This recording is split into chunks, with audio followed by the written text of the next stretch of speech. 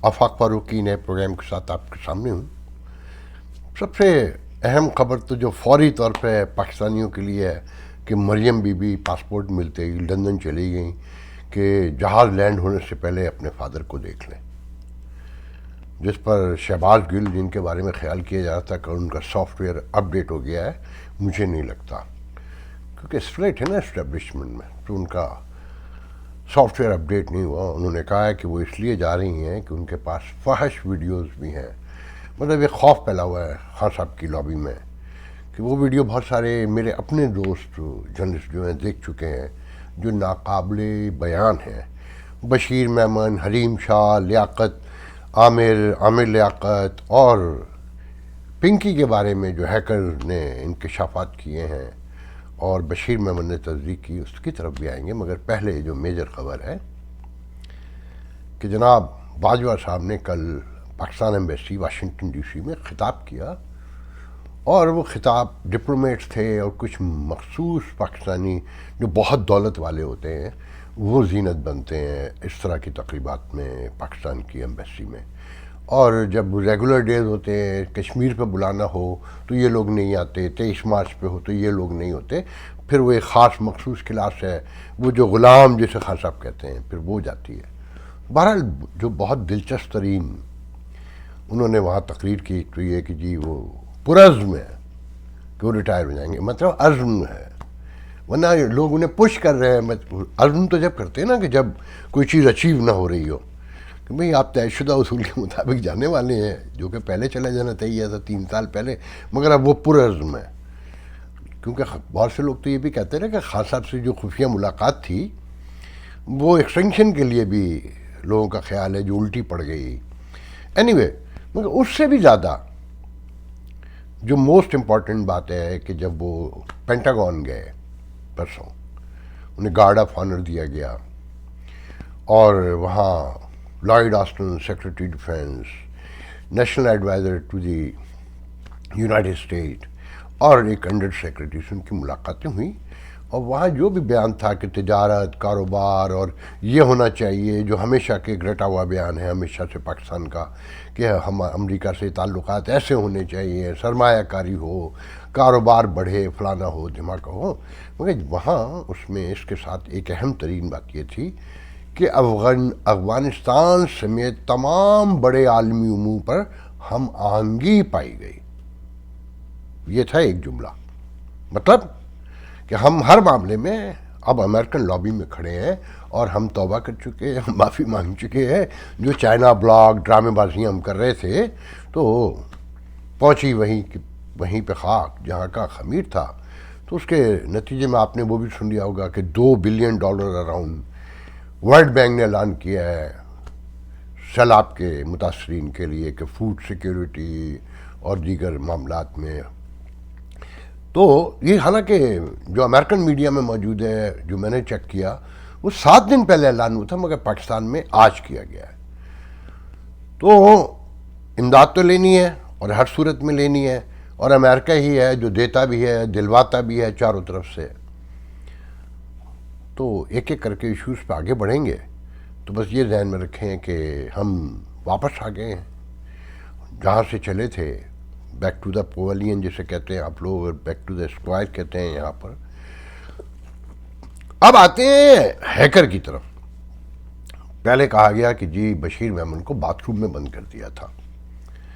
उन्होंने खान साहब से जब अपना लहजा दिखाया, तो आज बशीर मेमन कल से, बल्कि 16-20 घंटे हो गए, अब तो मुख्तलिफ जगहों पर वो चैनल्स पे भी आ गए, उनसे पूछा गया तो उन्होंने कहा कि मुझे बुलाकर मोहतरमा मरियम बीबी के हवाले से गिरफ्तारी और जो फरमाइशें करते थे खान साहब, इंतहाई गलीज़ तरीन ज़बान खातून के लिए इस्तेमाल की।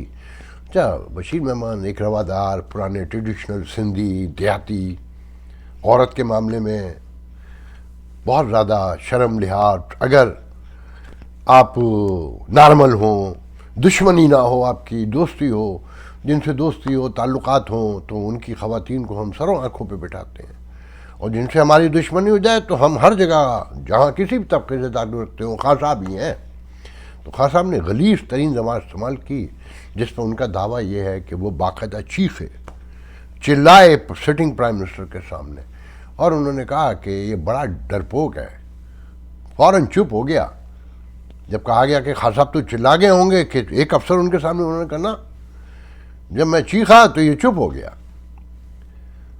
اور پھر میں نے باہر نکل کے تو جو گالیاں دی ہیں، تو میرے ہاتھ جوڑتا تھا اعظم پرنسپل سیکریٹری کہ تم ایک سٹنگ پرائم منسٹر کو گالیاں دے رہے ہو۔ کہنے لگے سیکنڈ ٹائم پھر بلایا، میں عمرے پہ جانے والا تھا، پھر مجھ سے کچھ فرمائشیں کی، میں پھر چیخا۔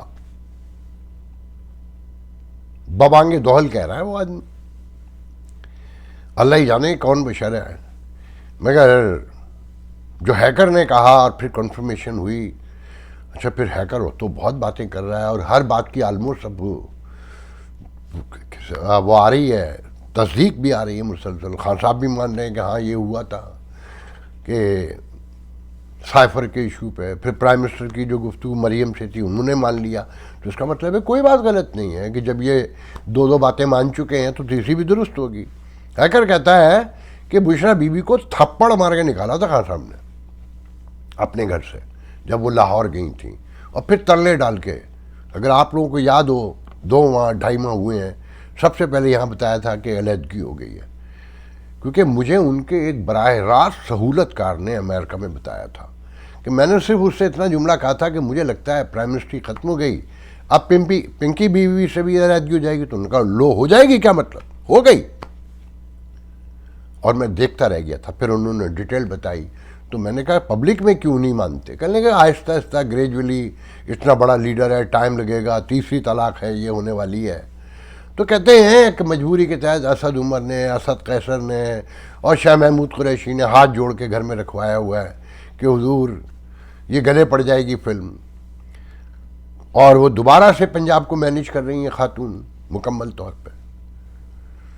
تو ہم، اور پھر کہ حریم شاہ کو مارنے کی تیاریاں ہو چکی تھیں، کیونکہ اس کے پاس بھی راز تھے، تو اسے بھگوانے والے بھی اور ہیں، کہا جاتا ہے کہ اسے بر وقت نکالا گیا، جیسے قندیل بلوچ بیچاری تو ماری گئی تھی، اور عامر لیاقت کہ اس کی خاتون سے بھی خان صاحب کے تعلقات، معاذ اللہ، واللہ عالم بالصواب۔ یہ تو میں صرف وہ سنا رہا ہوں جو ہیکر کہہ رہا ہے، یہ تو آنے والے وقت میں پتہ چلے گا۔ پھر جو جرنلسٹ کہتے ہیں کہ ہم نے ویڈیو دیکھی ہیں، وہ فوٹو شاپ نہیں ہے، 2 منٹ کی جو ویڈیوز ہیں، اور اس میں جو کچھ دکھایا جا رہا ہے، جس پر خوف زدہ ہیں اور ابھی سے پروپیگنڈا کر رہے ہیں شہباز گل جیسے لوگ کہ اب ویڈیو لے کر آئے گی مریم بی بی، وہ جو فوٹو شاپ کرتے ہیں اور جیسے ٹک ٹاک پہ دکھاتے ہیں گردن کاٹ کے لگا دیتے ہیں، تو ابھی سے پریپریشن کی جا رہی ہے۔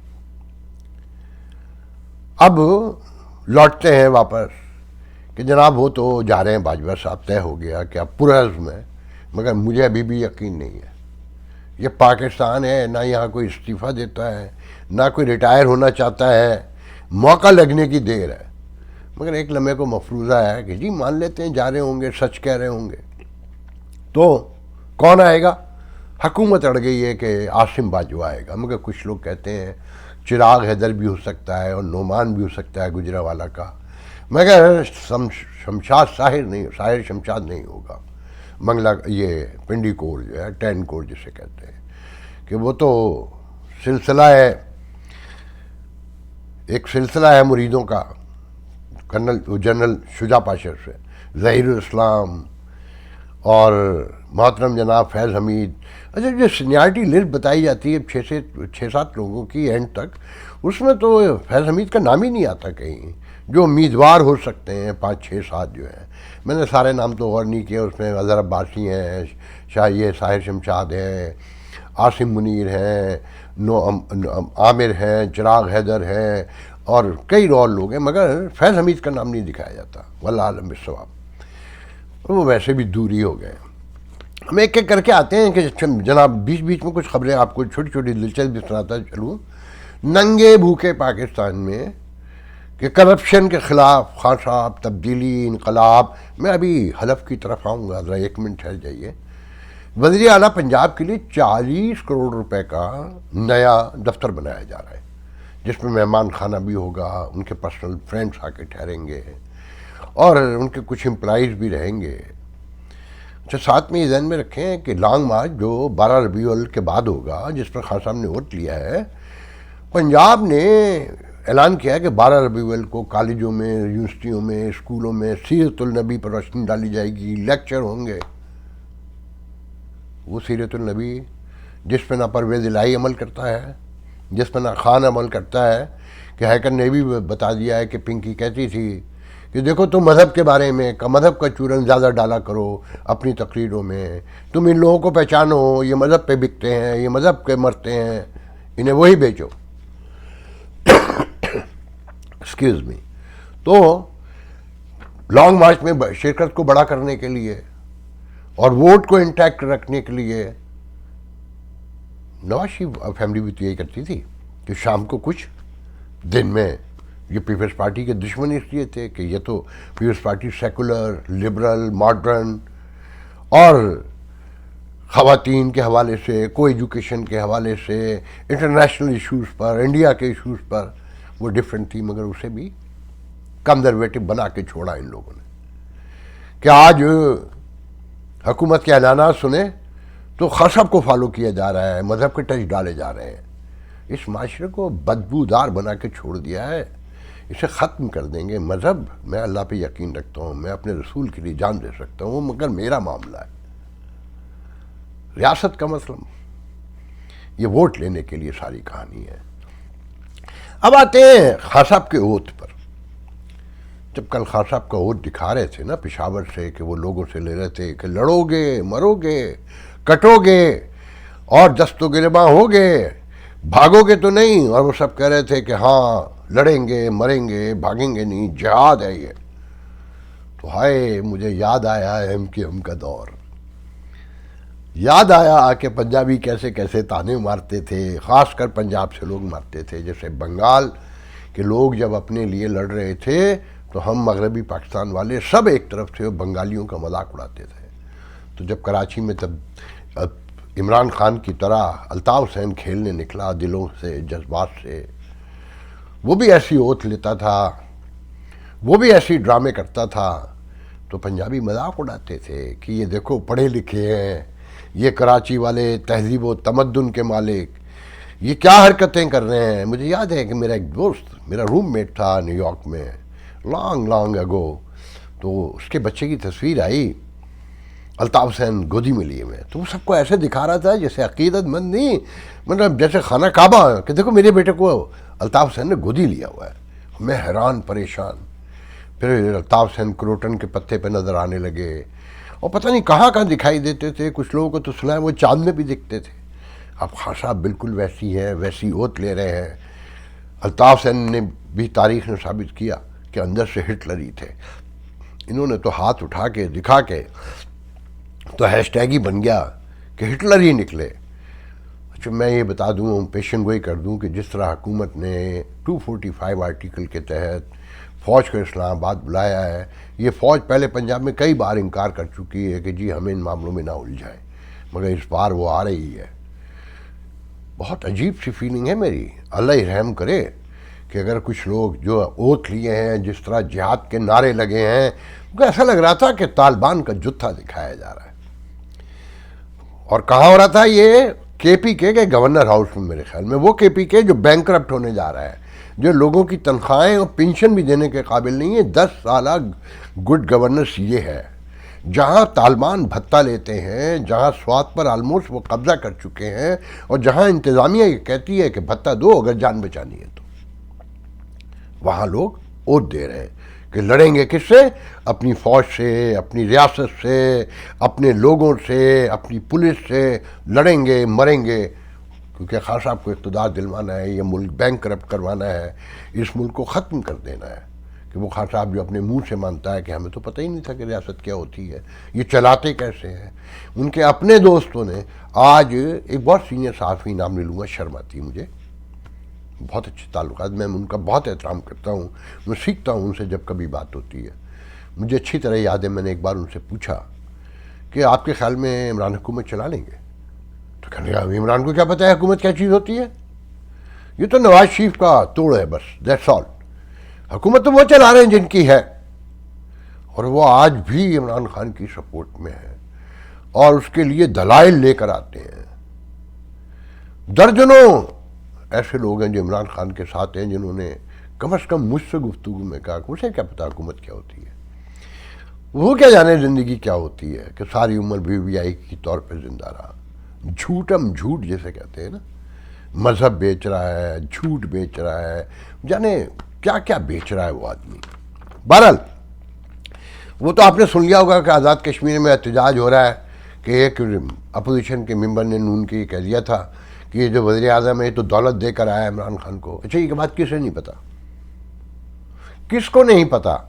اگر کسی کو نہیں پتا تو جائے سلطان بیرسٹر سلطان محمود سے کہیں کہ اپنے سینے پہ ہاتھ رکھے, قرآن اٹھائے اور یہ کہے کہ یہ تمہیں کاٹ کر, تمہاری گردن کاٹ کے جو تم نے جو کھڑی کی تھی PTI آزاد کشمیر میں پیپلز پارٹی کو دھوکہ دے کر, اسے وزیر اعظم کیسے بنایا یا اس سے پہلے والے کو کیسے بنایا تھا, کہ وہ نیازی تھا اور اس کے لیے پہلے بات ہو چکی تھی اور اربوں روپے کا کھیل تھا, جس میں ایک ISI کا کمانڈر بھی پہلے پکڑا جا چکا تھا جسے موو کیا گیا تھا کہ وہ بھی مال پکڑے ہوئے تھا اس سے, اور یہ مال لٹانے کے لیے اس کے پاس کہاں سے اتنی دولت آئی, آئی ہیو نو آئیڈیا. تو جناب وہاں پر اس لیے ہنگامہ ہے, وہاں احتجاج ہو رہا ہے کہ خاصا کوئی یہ برداشت نہیں کہ کوئی ان سے یہ کہے. تو جناب یہ اوت کیا رنگ لائے گا, یہ نئی MKM قوم کو مبارک ہو کہ پنجابیوں نے بھی اب MKM بنا لی اور لڑنے مرنے کے لیے جہاد کے لیے تیار ہے, اور ایک ایک کر کے سر اتارے گا. یہ جیسے الطاف حسین نے لوگوں کے اپنے لوگوں کے سر اتروائے, مجھے نہیں پتا کہ باقی کیا ہوا, مگر یہ مجھے پتا ہے بہت سے لوگوں کے الطاف حسین نے ہی سر اتروائے. کوئی مانے نہ مانے, مگر جو سچ ہے, جو اب اندر سے خبریں آتی ہیں, پہلے بھی لوگوں کو پتا تھا. خیر, وہ سب سے دلچسپ بات آپ کو ایک بیچ میں بتاتا چلوں. فواد چودھری کل پوچھ رہے تھے کہ عدالت نے سننے سے انکار کر دیا, کہہ دیا کہ ایوان فیلڈ اپارٹمنٹس مریم کا ثابت نہیں ہو سکے, نواز شریف پہ بھی نہیں ثابت ہو رہے, تو یہ آخر ہے کس کے؟ کمال ہے فواد چودھری صاحب, آپ تو ویسٹرن ورلڈ سے, انگلینڈ سے, امریکہ سے واقف ہیں. آپ کو نہیں پتا بے روزگار لوگوں کو ویلفیئر ڈپارٹمنٹ وہاں کا لو انکم والوں کو لو رینٹ کے اوپر یا مفت میں بھی اگر بالکل معذور ہوں تو اپارٹمنٹس دیتے ہیں رکھ کے بھئی وہ شیلٹر کے طور پہ رہ سکیں. تو یہ جو ایوان فیلڈز اپارٹمنٹ ہیں یہ ویلفیئر ڈپارٹمنٹ کے ہیں لندن کی, لو انکم والے لوگوں کو دیے جاتے ہیں. تو یہ بیچارے لو انکم والے لوگ ہیں, ان کو دیے ہوئے ہیں. آپ کو اتنی سی بات سمجھ میں نہیں آ رہی؟ یہ تو سب کو پتہ ہے نا کہ لندن میں بغیر روزگار کے, بغیر کام کے, بغیر پیسوں کے اپارٹمنٹ یا مکان کہاں ملتا ہے؟ وہ ویلفیئر والے دیتے ہیں. ویلفیئر اسٹیٹ ہے برطانیہ, اور ان کے بیٹے وہاں کے سٹیزن ہیں, تو انہوں نے دی ہے کہ حضور آپ لوگ آرام سے رہیں. اور آپ 3 بار کے پرائم منسٹر کے بیٹے ہیں, جیسے کل خواجہ آصف کہہ رہا تھا کہ وہ 3 بار کا پرائم منسٹر ہے, ملک کو اس کی ضرورت ہے. خواجہ آصف کبھی قبرستان کا بھی چکر لگا لیا کریں, جو بڑے اہم تھے وہ وہاں پر ہزاروں کی تعداد سے گڑے ہوئے, ہزاروں کی تعداد سے, جو اپنے آپ کو بہت اہم سمجھتے تھے, بعد میں وہم نکلے. تاریخ اٹھا کے دیکھیں, پیغمبر چلے گئے.